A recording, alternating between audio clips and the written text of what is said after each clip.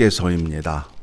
학개서 1장 말씀 보기 전에 먼저 시대적인 배경을 이해하셔야 오늘 말씀을 오해 없이 잘 받아들일 수 있습니다. 자, BC 538년에 고레스 왕에 의해서 이스라엘 백성들이 포로에서 풀려나 다시 예루살렘으로 돌아오게 됩니다. 그때에 총독 스룹바벨과 함께 백성들이 올라오게 됩니다. 그들이 올라오면 그들이 바벨론 땅에서 하나님의 은혜를 사모하였고 우리를 돌아가게 해달라고 간절히 기도하였지요. 그런데 이 백성들이 올라와서 바로 여호와의 성전을 건축했느냐? 그렇지 않다라는 거예요. 2년이 지난 후에 여러분, 자기를 드러내는 데 있어서 가장 먼저 나타나는 것이 무엇이냐면 이기심이에요. 이기심이에요. 나는 안 그래 그러면 그거는 자기를 부인하는 거예요. 그 사람이라는 존재가 그런 존재예요. 그러니까 올라와서 바벨론 땅에서 그렇게 하였지만 막상 예루살렘에 올라오니까 여호와의 성전보다 나 먹고 살기 바쁘고 내 집 먼저 짓기 바빴던 거예요. 자, 그렇게 해서 2년이 지났어요. 2년이 지난 후에 이제 여호와의 성전을 건축하려 하니까 사마리아 사람들이 올라와서 건축 성전을 반대해요. 그러다 보니까 16년이라는 세월을 손을 놓았어요. BC 538년에 포로로 풀려서 예루살렘에 돌아왔지만 결국에는 BC 520년 18년이 지난 후에 여호와 하나님께서 선지자 학개를 통해서 경고의 말씀을 하는 거예요. 너희가 예루살렘에 돌아와서 어찌 여호와의 성전을 짓지 않느냐. 3절 말씀 봅니다. 여호와의 말씀이 선지자 학개에게 임하여 이르시되 이 성전이 황폐하였거늘 너희가 이때에 판벽한 집을 거주하는 것이 옳으냐. 자기 집은 아주 잘 다듬은 나무로 집을 잘 짓고 사는데 여호와의 성전에는 관심이 없어요.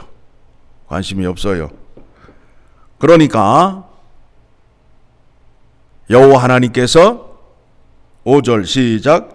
그러므로 이제 만군의 여호와가 이같이 말하노니 너희는 너희의 행위를 살필지어다. 너희가 왜 그렇게 살고 있느냐? 부요하신 하나님, 풍요로우신 하나님을 믿는데 너희가 왜 이렇게 가난하게 사느냐? 생각을 좀 해봐라. 생각을 해봐라. 그러면서 6절 시작. 너희가 만일 뿌릴지라도 수확이 적으며 먹을지라도 배부르지 못하며 마실지라도 흡족하지 못하며 입어도 따뜻하지 못하며 일꾼이 싹을 받아도 그것을 구멍 뚫어진 전대에 넣음이 되느니라. 아무리 수고해봐야 나에게 돌아오는 것이 없다라는 거예요. 가난하게 찌질하게 살 수밖에 없다라는 거예요. 그러면서 8절에 뭐라고 그래요? 너희가 성전을 건축하라. 산에서 나무를 베어다가 성전을 건축하라. 자, 8절입니다. 시작. 너희는 산에 올라가서 나무를 가져다가 성전을 건축하라. 그리하면 내가 그곳으로 말미암아 기뻐하고 또 영광을 얻으리라. 여호와가 말하였느니라. 9절 이하에 다시 한번 그들에게 말하고 있습니다. 너희가 나를 떠나서 나를 경외하지 않고 살게 되면 여호와 하나님은 어떤 하나님이시라고요? 질투의 하나님이시란 말이에요. 질투의 하나님이시란 말이에요. 그래서 어떻게 했다고요? 9절 읽습니다. 너희가 많은 것을 바랐으나 도리어 적었고 너희가 그것을 집으로 가져갔으나 내가 불어버렸느니라. 나 만군의 여호와가 말하노라.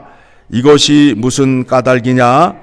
내 집은 황폐하였으되 너희는 각각 자기 집을 짓기 위하여 빨랐습니다. 하나님을 사랑하여야 되는데 하나님은 사랑하지 않고 자기를 먼저 사랑하는 행위를 지금 지적하고 있는 것입니다. 그러므로 10절 시작. 그러므로 너희로 말미암아 하늘은 이슬을 그쳤고 땅은 산물을 그쳤으며 내가 이 땅과 산과 곡물과 새 포도주와 기름과 땅의 모든 소산과 사람과 가축과 손으로 수고하는 모든 일에 한제를 들게 하였느니라. 여러분 농사 지어보셔 알잖아요. 밭농사 지어보셔서 알잖아요. 서리가 내리게 되면 어떻게 돼요? 시들어 버리잖아요.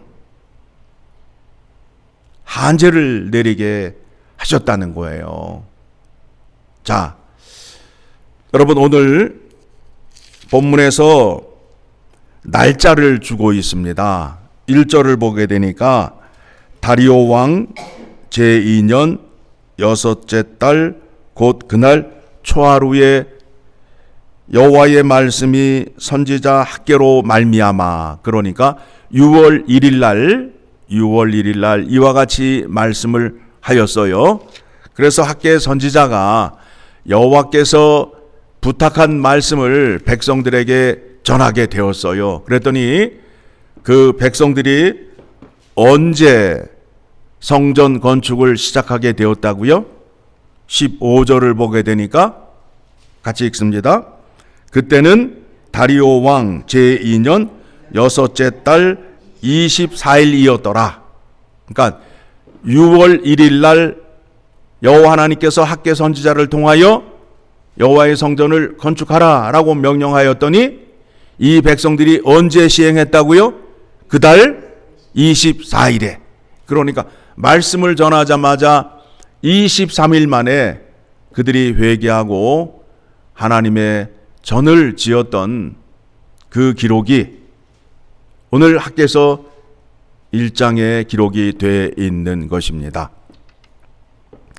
자, 오늘 말씀을 통해서 우리에게 주는 그 교훈이 무엇이냐 하면 성전 건축이 왜 중요하느냐 하면 건물을 지으라고 말하는 것이 중요한 것이 아니라 하나님과의 관계를 회복시키기 위하여 무엇이 필요해요? 성전이 필요하잖아요. 그렇죠? 하나님이 지금 이제 이 시대적인 배경이 어디예요? 신약이에요? 구약이에요? 구약이잖아요. 그러면 하나님이 어디에 계시죠? 성전에 계시잖아요. 그러면 백성들이 성전을 찾아 나오지 않아. 그러면 그들이 하나님을 경외하거나 예배를 드리지 않았다는 거 아니에요. 않았다는 거 아니에요. 성전은 하나님의 임재의 상징이요 장소라고 우리가 알고 있잖아요. 성전을 지음으로 인하여 하나님께 드리는 예배와 관계가 회복된다라는 겁니다. 그리고 오늘 말씀을 통해서 영적 우선순위, 믿음의 영적 우선순위를 우리에게 가르쳐 주고 있는 겁니다. 그렇죠? 하나님께서 내가 너희를 사랑한다. 그런데 어떻게 사랑하셨느냐 하면 독생자 외아들을 십자가에 내어주시고 사랑을 하셨어요. 그 사랑을 하셨어요. 그러면서 우리에게 요구하는 것이 무엇이냐 하면 너도 나를 사랑할 때 생명을 다하여 사랑하라는 거예요. 하나님이 사람이 되셔서 이 땅에 오셔서 죽으셨어요. 나를 구원하시기 위하여 죽으셨다고요. 그렇죠? 그래서 하나님께서 우리에게 요구하는 것이 무엇이냐면, 너희가 나를 사랑하되 너희의 마음과 목숨과 뜻과 온 힘을 다하여 나를 사랑하라는 거예요. 이것이 무엇이냐면 율법의 대강령이라는 거예요. 대강령이라는 거예요. 자, 마태복음 7장으로 가게 되면, 마태복음 7장에 가게 되면 이런 말씀이 나오잖아요.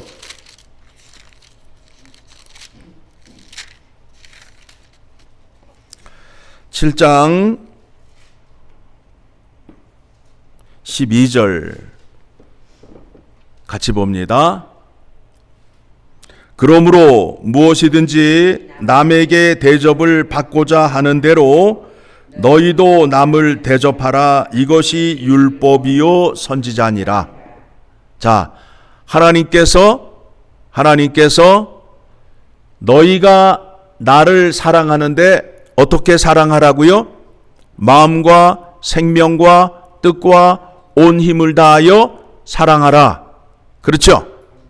일방적으로 주장하시는 것이 아니라 율법의 대강령, 말씀에 근거해서 그렇게 누가 먼저 하셨어요? 하나님이 우리에게. 그렇죠? 하나님이 나를 구원하시기 위하여 먼저 목숨을 내어 주셨어요. 그리고 나를 사랑하시고 나를 구원하신 후에 나에게 무엇을 요구하신다고요? 생명을 요구하시는 거예요. 그래서 그 생명을 요구하는 것이 무엇이냐면 너희의 고집과 자아를 내려놓아라. 이제는 네 고집, 네 방식으로 살지 말고 나의 방식으로 살아라 라는 말씀이 되는 겁니다. 그렇죠? 우리가 구원을 얻었으니 다시 되돌려 드리자 해서 우리가 죽는 것이 아니라, 그런 의미로 말씀드리는 게 아니라 너희의 생명은 나의 것이다. 그러니 나의 생명으로 네가 살아야 된다.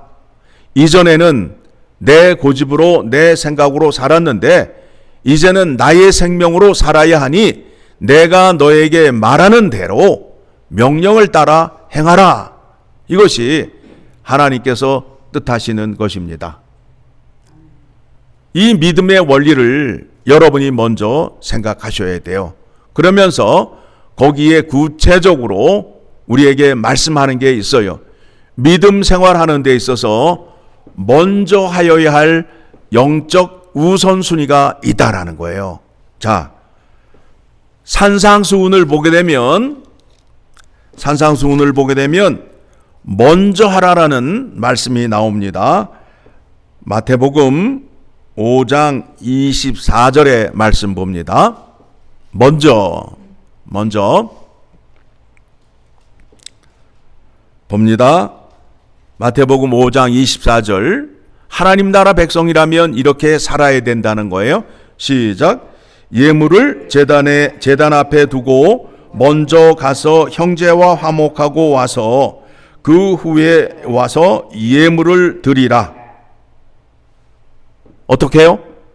먼저 어떻게 하라고요? 형제의 죄를 용서해 주라는 거 아니에요? 우리가 주기도문에 어떻게 우리가 신앙 고백을 하고 있어요?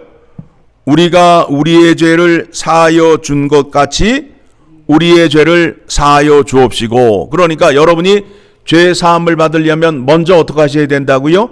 이웃의 죄를 용서하시고 나와야 용서를 받는다란 말이에요. 그런데 절대 이웃의 죄를 용서해야 안 해요. 안 하잖아요. 끝까지 가잖아요. 20년, 30년 가지고 가잖아요. 죽을 때까지 가지고 가잖아요. 영적의 원리를 아셔야 될 거 아니에요. 어떻게 교회 안에서 그런 일이 있을 수 있느냐 이거예요. 나는 절대 저 사람을 용서를 못해. 저 사람의 죄는 우리 주님도 용서하지 않을 거야. 이런 소리 하시게 되면 벼락 맞는단 말이에요. 아니에요.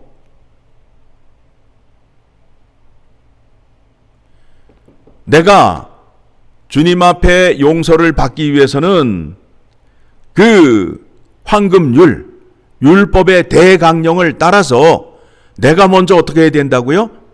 죄 용서를 해주고 난 후에 와서 제사를 드려야 죄 용서를 받는다라는 거예요. 자, 교회 안에 이와 같은 믿음이 있으면 교회 안에 분쟁이나 다툼이 일어날까요? 안 일어날까요? 안 일어나죠. 그렇죠? 말씀을 모르니까, 하나님의 뜻을 모르니까 자기 고집으로 버티는 거예요. 자기 고집으로. 먼저라는 단어를 여러분 꼭 기억하시기 바랍니다. 그리고 그 다음에 어디를 보시느냐 하면 7장 5절을 보게 되면 7장 5절을 같이 읽습니다. 시작. 외식하는 자여 먼저 내 눈 속에서 들보를 빼내라. 그 후에야 밝히 보고 형제의 눈 속에서 티를 빼리라. 그러니까 뭐예요? 네 자신을 먼저 살피라 이거예요. 먼저 너를 살피고 그런 후에 이웃을 판단하라는 거예요. 먼저 내 눈에 들보를 빼내고 난 후에 그 후에 형제의 티를 빼라는 거예요. 나를 먼저 살피라는 거예요. 나를 먼저. 그런 다음에 6장 33절을 가게 되면 같이 읽습니다. 그런즉 너희는 먼저 그의 나라와 의를 구하라. 그리하면 이 모든 것을 너희에게 더하시리라. 먼저 뭘 하라라고요? 하나님의 뜻을 구하라 이거예요. 내 뜻을 먼저 구하는 것이 아니라 먼저 우선순위가 무엇을 해야 되는지를 알아야 된다라는 거예요. 하나님 앞에 서기 위해서는 먼저의 우선순위를 아셔야 된다라는 거예요. 그러면 이제 학개서 1장으로 돌아오게 되면 그들이 영적 우선순위에서 올바른 믿음을 지켰어요? 실패를 했어요? 실패를 했잖아요. 6장 33절에 나오잖아요. 그런즉 너희는 먼저 그의 나라와 의를 구하라. 그리하면 이 모든 것을 너에게 더하시리라. 그런데 그 백성들이 어떻게 했어요? 하나님 전에 나아가 하나님의 뜻도 구하지 않고 예배를 드리지 않았어요. 그랬더니 그들이 어떻게 해요? 뿌렸는데 거두지 못하잖아요. 또 뿌려서 거두어 갔는데 여호와 하나님께서 어떻게 했다고요? 불어버리고 한재를 내렸다라고 말하고 있잖아요. 믿음 생활하는 데 있어서 우선순위가 무엇인지를 확인하고 믿는 지혜가 필요합니다. 그와 같은 믿음이 우리 모두에게 임함으로 인하여 하나님께서 약속한 복을 다 누리며 사는 여러분 되시기를 간절히 소망합니다.